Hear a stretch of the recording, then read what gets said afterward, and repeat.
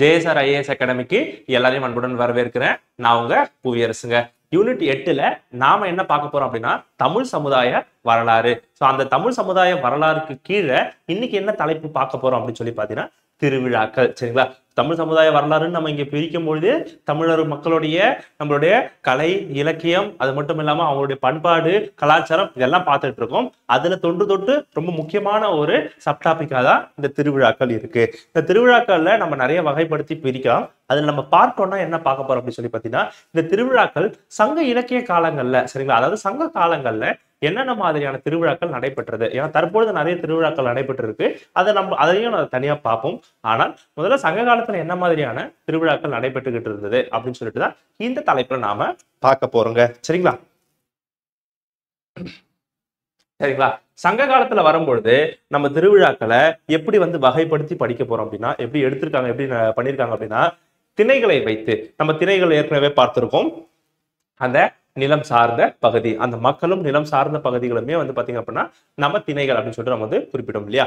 அப்போ ஒவ்வொரு திருவிழாக்களும் அந்த திணை வகைகளுக்கு உட்பட்டு அந்த ஒரு மக்களும் பாத்தீங்கன்னா தன்னுடைய தெய்வங்களை வழிபட்டுக்கிட்டு இருக்காங்க. ஏன்னா நம்ம உரிபொருள்கள் அவங்களுடைய தெய்வங்களை படிச்சிருப்போம். அந்த தெய்வங்கள் அந்த மக்களை என்ன வழிபட்டாங்க அப்படின்ற மாதிரியான விஷயங்களையும் நம்ம படிச்சிருப்போம் இல்லையா? அப்ப அந்த மக்கள் அந்த தெய்வங்கள் உரிபொருளா இருக்கக்கூடிய அந்த தெய்வங்களை தன்னுடைய நிலப்பரப்புல தன்னுடைய திணை வகைகள்ல எப்படி வழிபட்டாங்க. அப்போ ஒவ்வொருத்தரும் ஒவ்வொரு தெய்வங்களை வெவ்வேறு முறையில வழிபட்டாங்க. அப்ப யார் யாரெல்லாம் வழிபட்டாங்க, அப்படி அந்த திணை வகைகள்ல என்னென்ன மாதிரியான விழாக்கள் நடந்ததுன்றதுதான் இன்னைக்கு நாம பார்க்க போற இந்த தலைப்புங்க. சரியா? இதுல நம்ம சங்க காலத்துல நம்ம என்னன்னு திணை வகைகளை பிரிச்சிருப்போம். குறிஞ்சி, முல்லை, மருதம், நெய்தல், பாலை 5 வகை நிலப்பரப்புகளாக நாம பிரிச்சிருப்போம். அதுல பாத்தீங்கன்னா ஒவ்வொருத்தரும் ஒவ்வொரு தெய்வங்களை வழிபட்டுக்கிட்டு இருந்தாங்க.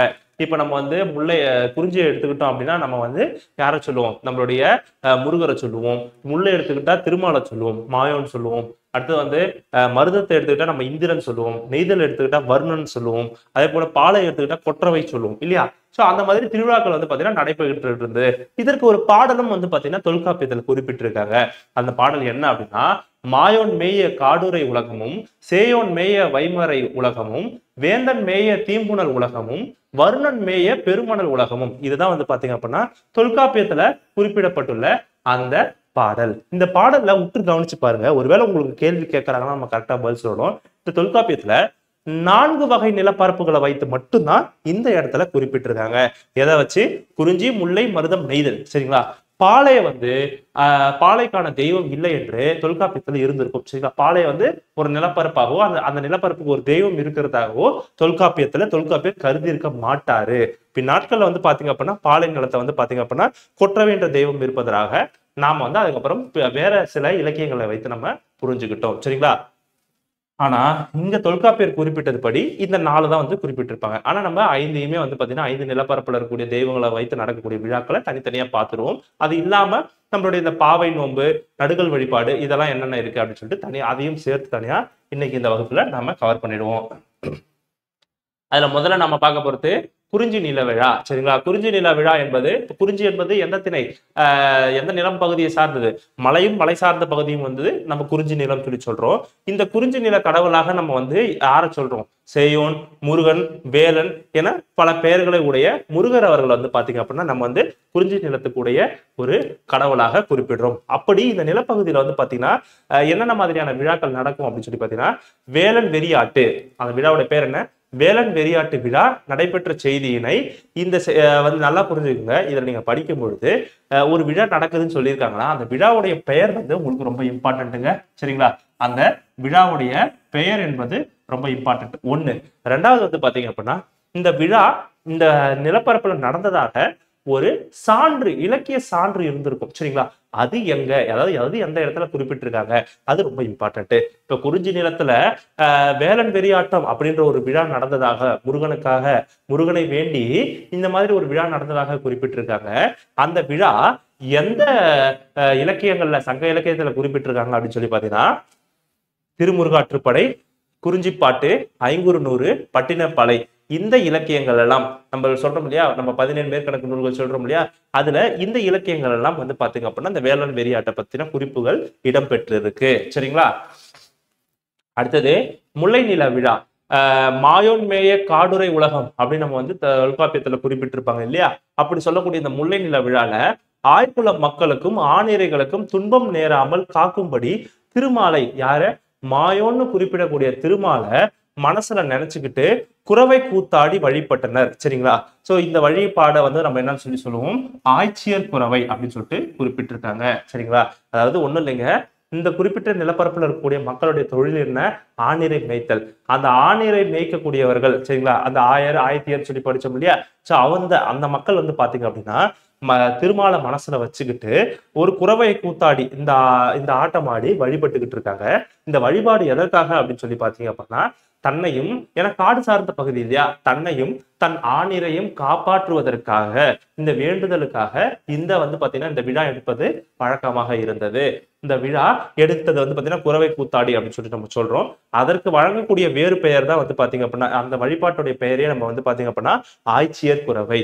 ஆய்ச்சியர் குறவை திருமாலுக்காக நம்ம வந்து பாத்தீங்க அப்படின்னா முல்லை நிலத்து மக்கள் வந்து எடுக்கக்கூடிய ஒரு விழாவாக பார்க்கப்பட்டது. அடுத்தது மூன்றாவதா நம்ம பார்க்க போறது என்ன அப்படின்னு சொல்லி பாத்தீங்கன்னா மருத நில விழா. அதை நம்ம என்ன அப்படின்னு சொல்லி குறிப்பிடுவோம், இந்திர விழா என்று குறிப்பிடுவோம். இந்திர விழா நிறைய இலக்கியங்கள்ல ரொம்ப பிரபலமாக பேசப்பட்ட ஒரு விழா. சரிங்களா? மருத நிலத்துல கொண்டாடப்படும் மிகப்பெரிய விழா தான் வந்து பாத்தீங்க அப்படின்னா இந்த இந்திர விழா. சரிங்களா? ஏன்னா பசி பிணி பகை இதெல்லாம் போக்கணுன்றதுக்காக வந்து பாத்தீங்கன்னா இந்திரனை நோக்கி வந்து பாத்தீங்கன்னா மக்கள் வழிபட்டுட்டு இருந்தாங்க. அதே போல வந்து பாத்தீங்கன்னா மழை சரியான முறையில விவசாயம் நடக்கணும், விவசாயம் நடந்தாதானே பசி பிணி இருக்காது. இதற்காக வந்து பாத்தீங்க அப்படின்னா இந்திர விழா எடுக்கப்பட்டது. இந்த விழா வந்து பாத்தீங்க அப்படின்னா மொத்தம் 28 நாட்கள் நடைபெறும். ரொம்ப இம்பார்ட்டன்ட்டுங்க, ஏன்னா எத்தனை நாள் நடைபெறுதுன்றது ரொம்ப ரொம்ப இம்பார்ட்டன்ட். 28 நாட்கள் வந்து பாத்தீங்க அப்படின்னா நடைபெறும். சரிங்களா?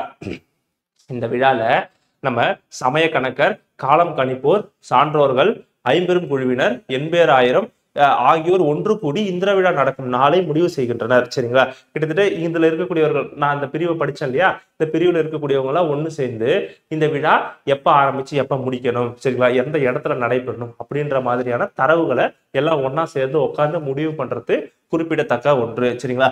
புகார் நகர்ல மட்டும் இல்லாம மதுரையிலையும் இந்திர விழா நடைபெற்றதற்கான சின்னமனூர் செப்பேடு தெரிவிக்குது. இந்த சின்னமனூர் செப்பேடு அப்படின்ற கண்டென்ட் ரொம்ப இம்பார்ட்டன்ட். ஏன்னா வழக்கமா புகார் நகர்ல நடந்ததாக தான் இந்திர விழா நடந்ததாகவும் நமக்கு சிலப்பதிகாரத்திலையும் மணிமேகலையிலையும் குறிப்புகள் இருக்கிறது. ஆனா சின்னமனூர் செப்பேடை வைத்து பார்க்கும்போது மதுரையிலையும் வந்து பாத்தீங்க அப்படின்னா இந்த மருத நிலம் வந்து பாத்தீங்க அப்படின்னா, அதாவது இந்த விழான்னு சொல்லக்கூடிய நம்மளுடைய இந்த இந்திர விழா நடைபெற்றதற்கான சான்றுகள் கிடைத்திருக்கிறது. சரிங்களா? மொத்தம் எத்தனை நாட்கள் நடக்குது? 28 நாட்கள் நடக்குது. இப்ப நாலாவதா நம்ம பார்க்க போற விழா எந்த திணையை வைத்து பார்க்க போறோம் அப்படின்னா நெய்தல் விழா வந்து பார்க்க போறோம். சரிங்களா? நெய்தல் நில விழா இதை வந்து பாத்தீங்க அப்படின்னா பல்யாகசாலை முதுகுடும்பி பெருவழுதி பாண்டியன். சரிங்களா?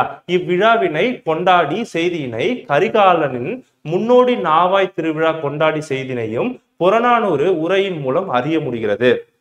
இப்ப இந்த குறிப்பிட்ட மன்னர்கள் இருக்காங்க.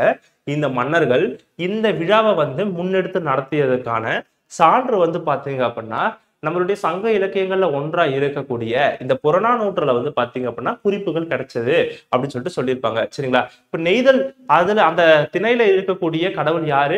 வர்ணனை வந்து பாத்தீங்க அப்படின்னா நம்ம வந்து குறிப்பிடுவோம். சரிங்களா? வர்ணன் மேகம், மழை, கடல், ஆறு, சரிங்களா, ஆகியவற்றில் தொடர்பு கொண்டவையால், சரிங்களா, அதற்காக வந்து பாத்தீங்க அப்படின்னா இந்த விழா வந்து பாத்தீங்கன்னா இந்த நீர்க்கடவுளாக நினைத்து இந்த விழா எடுக்கப்படுகிறது. சரிங்களா? ஏன்னா இயற்கை சீற்றங்கள் அதிகமாக இருக்கக்கூடிய ஒரு கடல் பகுதி இல்லையா, அதுக்காக வந்து பாத்தீங்க அப்படின்னா வர்ணனை வைத்து வந்து பாத்தீங்க அப்படின்னா இங்க விழா எடுக்கப்படுகிறது. சரிங்களா? உலகம் முழுவதும் பறந்து இருப்பவர், உலகத்தையே ஆள்பவர் என்று யாரை சொல்றாங்க? வர்ணனை வந்து பாத்தீங்க அப்படின்னா குறிப்பிட்டிருக்காங்க. அப்படியேப்பட்ட வர்ணனை வந்து பாத்தீங்கன்னா நெய்தல் நில மக்கள் வந்து பாத்தீங்க அப்படின்னா இவங்கள வணங்குறாங்க. சரிங்களா? முத்துக்களையும் வலம்புரி சங்குகளையும் காணிக்கைகளாக செலுத்தி தங்கள் கடல் தெய்வத்தை வழிபட்டனர். ஏன்னா அங்க கிடைக்கக்கூடிய அந்த நிலப்பரப்புல அந்த தொழில் செய்யற மக்களுக்கு கிடைக்கக்கூடியது முத்துக்களும் தன்னுடைய வலம்புரி சங்குகளும் தான். அதையே காணிக்கையாக கொடுத்து வணங்கக்கூடியவர் யாரு அப்படின்னா வர்ணன் பகவான். சரிங்களா? வர்ண பகவான் எந்த நிலம்? நெய்தல் நிலம் அப்படின்னு சொல்லிட்டு சங்க இலக்கியத்துல குறிப்புகள் இருக்கு. ஐந்தாவதா வந்து பாத்தீங்க அப்படின்னா பாலை நிலப்பகுதி. சரிங்களா? இந்த பாலை நில விழா என்பது நம்மளுடைய சிலப்பதிகாரத்துல சாலினி என்ற தெய்வம் வந்து ஏறப்பட்ட பெண்ணிற்காக கொற்றவையின் கோலம் வந்து பாத்தீங்க அப்படின்னா புனையப்பட்டது. அந்த தெய்வத்துக்கு வந்து பாத்தீங்க அப்படின்னா நம்ம கொற்றவைன்ற கோலம் வந்து புனையப்பட்டது. ஏன் அந்த கொற்றவை நம்ம சொல்றோங்க? ஏன்னா கொற்றவையை தான் வந்து பாத்தீங்க அப்படின்னா நம்ம பாலை நிலத்துடைய தெய்வமாக கருதுறோம். சரிங்களா? இவ்வாறு கொற்றவை போல அலங்கரிக்கப்பட்ட சாலினியை மான் மீது அமர செய்து உலாவர செய்தனர். அப்போ சிலப்பதிகாரத்துல சாலினியை வந்து பாத்தீங்க அப்படின்னா கொற்றவை தெய்வமாக நம்ம வந்து பாத்தீங்கன்னா உருவெடுக்கப்பட்டது. அதை வந்து மான் மீது அமர வைத்து ஒரு உலா வர செய்யறாங்க. இப்ப இந்த கொற்றவைன்றது யாரு எந்த நிலப்பரப்புக்கு உடையது? நம்ம வந்து பாத்தீங்கன்னா பாலை நிலப்பரப்புக்கு உடையது அப்படின்னு சொல்லிட்டு நம்ம வந்து குறிப்பிட்டிருப்போம். அவ்வாறு உலா வரும்பொழுது பல்வேறு காணிக்கை பொருட்களுடன் வந்து பாத்தீங்க அப்படின்னா பெண்கள் வந்து பின்தொடருவாங்க. அப்படி இந்த விழாக்கள்ல வரும்பொழுது பல்வேறு நிறைய பொருட்களை வைத்துக்கொண்டு பெண்கள் வந்து பின்னாடி வருவாங்க.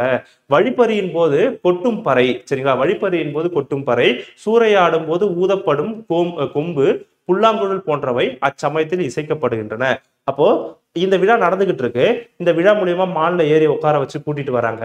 பின்னாடியே நிறைய பொருட்களை வைத்து பெண்களை கூட்டிட்டு வராங்க. வரும்போது வந்து பாத்தீங்க அப்படின்னா அந்த காலகட்டத்துல நல்ல கொம்பையும் அதே போல வந்து பாத்தீங்கன்னா பறையும் அடிச்சு வந்து பாத்தீங்க அப்படின்னா அந்த விழா வந்து பாத்தீங்கன்னா கொண்டாடிட்டு இருக்காங்க. இவ்வாறு வந்து பாத்தீங்கன்னா பாலைநீக்கல மக்கள் வந்து பாத்தீங்கன்னா தங்கள் நிலக்கடவுளான கொற்றவையை வந்து ஒரு விழா எடுத்து வணங்குகின்றனர். சரிங்களா? இப்போ நம்ம 5 வகையான அந்த 5 திணைகள்ல இருக்கக்கூடிய தெய்வங்களுக்கு விழா எடுக்கிறாங்க சங்க காலத்துல. அந்த 5 விழாக்களும் என்ன? குறிஞ்சி நில விழால என்ன பண்ணுவாங்க, மருதத்துல என்ன பண்ணுவாங்க, நெய்தல்ல என்ன பண்ணுவாங்க, முல்லையில என்ன பண்ணுவாங்க, பாலையில என்ன பண்ணுவாங்க அப்படின்னு சொல்லிட்டு அந்த 5 நில விழாக்களையும் நம்ம வந்து பார்த்துட்டோம். இது இல்லாம சங்க காலத்துல தொன்று தொட்டு இருக்கக்கூடிய வேறு சில பழக்கங்கள் என்னென்ன அப்படின்றதையும் சேர்த்து இங்க பார்த்துருவோம். சரிங்களா? அப்படி நடுக்கல் விழா வழிபாடு அப்படின்னு சொல்லிட்டு இன்னொரு வழிபாடும் இருந்திருக்கு. அது என்ன அப்படின்னு சொல்லிட்டு பார்ப்போம். தமிழர் பண்பாட்டுல ஒரு உயரிய விழுமியமாக ஒரு வீரத்தை அடிப்படையாக கொண்டே நடுக்கல் வழிபாடு நடக்கிறது. கிட்டத்தட்ட மற்ற சமுதாயத்தை சார்ந்து பார்க்கும் பொழுது இந்த நாகரிகம் வந்து தொன்று தொட்டு தமிழர்களிடையே மட்டுமே இருந்துகிட்டு வந்திருக்கு அப்படின்னு சொல்லி சொல்றோம். போர்க்காலத்துல விழுப்புண் பட்டு, அதாவது போர்க்காலத்துல நான் போய் சண்டையிடுறேன், நான் அந்த சண்டையின் பொழுது நான் காயப்பட்டு வீர மரணம் அடைந்த அந்த வீரன் யாருக்காக போரிட்டு இருப்பான்? தன் நாட்டு மக்களுக்காக, தன் இடத்திற்காக, தன் நிலத்திற்காக போரிட்டு இருப்பான். சரியா? அவனுக்காக வந்து பாத்தீங்கன்னா தன் உடலை வந்து அடக்கம் செய்யும் முன் வந்து பாத்தீங்க அப்படின்னா அவன் பயன்படுத்திய போர்க்கருவிகள், அவனுக்கு ரொம்ப பிடித்தமான பொருட்கள், இதெல்லாம் வந்து பாத்தீங்க அப்படின்னா ஒரு புதைக்குழிட்டு வந்து பாத்தீங்கன்னா அதை வைத்து அவனை அடக்கம் செய்துட்டு அந்த இடத்துக்கு மேல வந்து ஒரு கல்லை நட்டுருவாங்க. அதுதான் நடுகள் அப்படின்னு சொல்லிட்டு குறிப்பிடுறோம். இங்க இந்த மாதிரி ஒரு வீரன் இருந்தாரு அப்படின்னு சொல்லிட்டு அந்த வீரனை வந்து பறைசாற்ற வகையிலையும், அந்த வீரனை வழிபடக்கூடிய வகையிலையும், அந்த வீரனை பின்னாடி வர சந்ததியினர் மறந்துடக்கூடாது, இந்த மாதிரி ஒருத்தர் இருந்தா இவன் தான் நம்மளை வந்து இந்த நேரத்துல காப்பாத்தினா அப்படின்றதுக்காக, தன்னுடைய பின்னாடி வரக்கூடிய சந்ததியினர் ஞாபகம் வச்சுக்கணுன்றதுக்காக இந்த நடுகள் வழிபாடு நடந்தது. சரிங்களா? அதையுமே நோட் பண்ணி வச்சுக்கோங்க. அடுத்தது பத்தினி வழிபாடு. சரிங்களா? பத்தினி வழிபாடு அப்படின்னு சொல்லிட்டு வரும்பொழுது சிலப்பதிகாரத்துல நாடுகாண் காதையில வந்து பாத்தீங்க அப்படின்னா கண்ணகிக்காக பத்தினி கோட்டம் வந்து பாத்தீங்க அப்படின்னா அமைக்கப்பட்டிருக்கும். சரியா? அப்படி அமைக்கப்பட்ட பொழுது அந்த ஒரு பாடல் குறிப்புகள் இருக்கும். மேலோர் விளையும் நூல் நெறி மாக்கள் பால் பெற வகுத்த பத்தினி கோட்டம் என்ற குறிப்பிடுவதிலிருந்து நம்ம பத்தினி வழிபாட்டுடைய தொன்மையை வந்து அறியலாம் அப்படின்னு சொல்லிட்டு குறிப்பிட்டிருப்பாங்க. சிலப்பதிகாரத்துல நாடுகாண் காதையில பத்தினி வழிபாட்டை பத்தின ஒரு குறிப்பு இருந்திருக்கு. அப்ப பத்தினி வழிபாடு அப்படின்னு சொல்லிட்டு ஒண்ணு பின்பற்றப்பட்டது. அதுக்கு எடுத்துக்காட்டே சிலப்பதிகாரம், கண்ணகி வழிபாடு. சரிங்களா? ஸோ அது ஒண்ணு ஞாபகம் வச்சுக்கோங்க. அடுத்தது பாவை நோன்பு. இந்த பாவை நோன்பு என்பது மார்கழி மாதத்துல பெண்கள் வந்து பாத்தீங்கன்னா பாவை நோன்பு வந்து பாத்தீங்கன்னா நோற்பார்கள். சரிங்களா?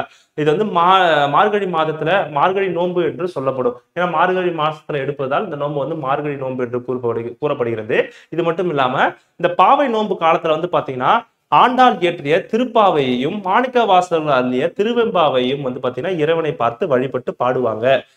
ஏன்னா பாவை நோன்பு வந்து ஆண்டாள் எடுத்ததும் வந்து பாத்தீங்கன்னா நமக்கு குறிப்புகள் இருக்கும். அப்போ அந்த காலகட்டத்துல அந்த திருப்பாவையும் திருவெண்பாவையும் வந்து பாத்தீங்க அப்படின்னா தன்னுடைய கடவுள்களுக்காக அதை பாடி நோன்பு இருந்ததும் குறிப்பிடத்தக்க ஒரு விஷயம். சரிங்களா? பொதுவா வந்து பாத்தீங்கன்னா இந்த நோன்பு எதுக்காக யார் இருப்பாங்க அப்படின்னா இந்த கன்னி பெண்கள் நல்ல கணவன் கிடைக்க வேண்டும் எனவும், மணமான பெண்கள் தங்கள் கணவனுக்கு நீண்ட ஆயுள் வேண்டும் எனவும் விரதம் கொள்வாரு. அப்ப பெண்கள் இருக்கக்கூடிய ஒரு விரதம், அந்த பெண்கள் எதற்காக இருக்கிறாங்க? தனக்கு வந்து நல்ல ஒரு கணவன் அமைய வேண்டும், திருமணம் அமைய வேண்டும். திருமணமான பெண்கள் வந்து பாத்தீங்க அப்படின்னா தன் கணவன் நீண்ட ஆயுள் காலம் இருக்க வேண்டும், நீண்ட நாள் வந்து உயிரோடு இருக்கணும் அப்படின்றதுக்காக மேற்கொள்ள போடக்கூடிய ஒரு விரதம் தான் வந்து பாத்தீங்கன்னா பாவை நோன்பு.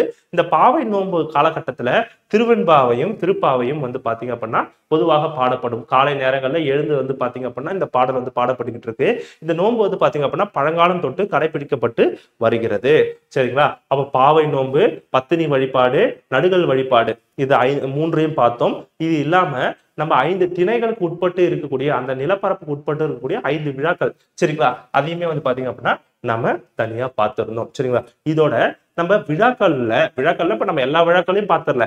சங்க காலத்துல என்ன மாதிரியான விழாக்கள், சங்க காலம் தொட்டு என்ன மாதிரியான விழாக்கள் தமிழர்கள் கலாச்சாரத்துல பின்பற்றப்பட்டு இருக்கிறதோ அந்த விழாக்களை நாம இந்த வகுப்புல பார்த்திருக்கோம். சரிங்களா? இதுல இருந்து கேள்வி வருதுன்னா நிச்சயமா நம்ம இதை படிச்சா பதில் சொல்லிடலாங்க. சரிங்களா? Thank you so much. நன்றி, வணக்கம்.